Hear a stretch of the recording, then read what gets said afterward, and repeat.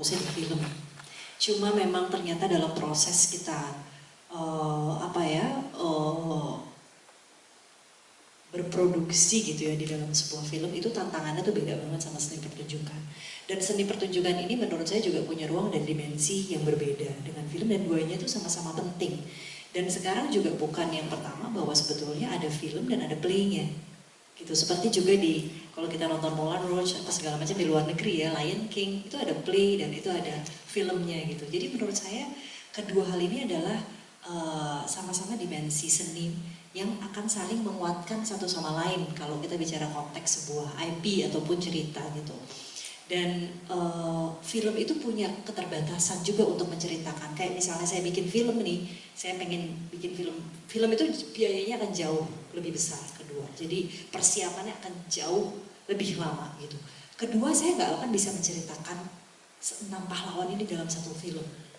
Itu sementara di panggung kita punya ruang-ruang kayak monolog dan lain sebagainya untuk kita bisa bercerita lebih banyak gitu. Artinya kalau kita bikin film, kayak mimpi saya satu yang belum terwujud sebetulnya Laksamana Kamalahayati, memang pengen difilmkan, skripnya udah jadi.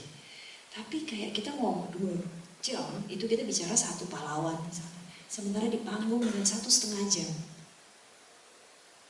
Masyarakat justru lebih kaya juga akan informasi, kita bisa menyuguhkan 6 pahlawan sekaligus gitu. Jadi sebetulnya kenapa pertunjukan? Karena buat saya seni pertunjukan di Indonesia itu juga saling berkaitan dengan film gitu ya. Apalagi kita dalam konteks keaktoran, seni peran, ini juga penting gitu buat kita mengeksplorasi seni pertunjukan.